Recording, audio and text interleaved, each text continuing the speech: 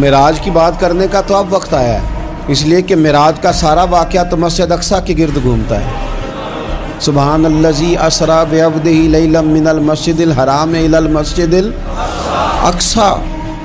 حضور نے معراج کی رات مسجد اقصیٰ میں نماز پڑھائی تھی، اور ایک بار پھر سے طیبہ سے فلسطین میں آ، راستہ دیکھتی ہے پھر مسجد اقصیٰ تیرا۔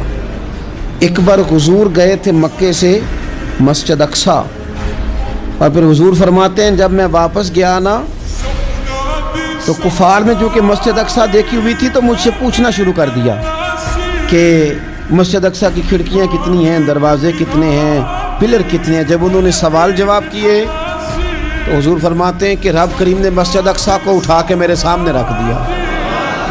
میں دیکھتا جاتا تھا، بتاتا جاتا تھا، کہہ لوں بات کر لوں۔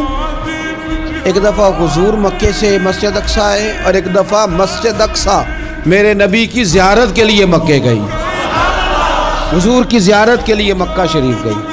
اور میرے نبی تو صرف کسی چیز کی طرف ایک دفعہ دیکھ لیں تو وہ رحمت کے پھول کھلتے ہیں۔ مسجد اقصیٰ کی طرف منہ کر کے 17 مہینے میرے نبی نے نماز پڑھی ہے۔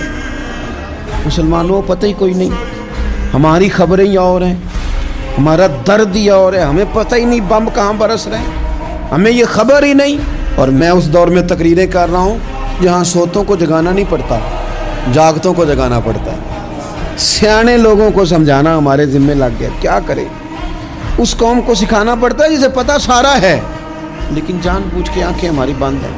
یہ مولوی کو بات کرتا تو لوگ کہتے دیکھو مولوی گالی دیتا ہے، لیکن اگر قائد اعظم محمد علی جناح کہے کہ اسرائیل امریکہ کی ناجائز اولاد ہے تو پھر تو تمہیں ہضم کر لینا چاہیے نا، پھر تو لیبرل کو بھی ہضم ہونا چاہیے نا کہ قائد اعظم نے کہا ہے، اور اس ناجائز بچے کو تم نے اتنی طاقتیں دے دی کہ وہ مسلمانوں کے قبلہ اول میں نماز پڑھنے والوں کو بھی نہ بخشے۔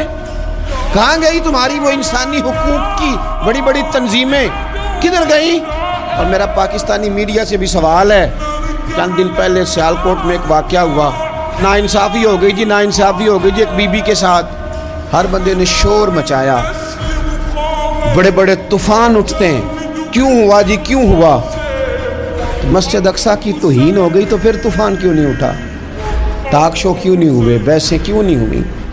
میں اس موم بتی مافیا کا کیا کروں؟ ان لبرل لوگوں کا کیا کروں؟ ان کے سپورٹروں ووٹروں کا کیا کروں؟ ان سیاسی جماعتوں کے کارکنوں کو کیا نام دوں کہ جو ان فضول بحثوں میں تو وقت ضائع کرتے ہیں، اور وہ مسجد اقصیٰ اس کے بارے میں میرے نبی پاک صلی اللہ علیہ وسلم سے ایک صحابیہ نے پوچھا تھا، یا رسول اللہ مسجد اقصیٰ میں نماز پڑھنا کتنا کو بہتر ہے باقی نمازوں کے مقابلے میں؟ تو حضور نے فرمایا 1000 گنا بہتر ہے۔ بی بی عرض کرنے لگی سونیا میں جا تو نہیں سکتی، دل بڑا کرتا ہے۔ حضور نے فرمایا جا نہیں سکتی تو وہاں تیل ہی بھجوا دے، جس میں حاضری لگوانے کی حضور بات کریں جس مسجد میں۔ اور نبی پاک علیہ السلام نے فرمایا خاص کر کے سفر کرنا ہوا تو 3 مسجدوں کے لیے کرنا، ایک مسجد حرام بیت اللہ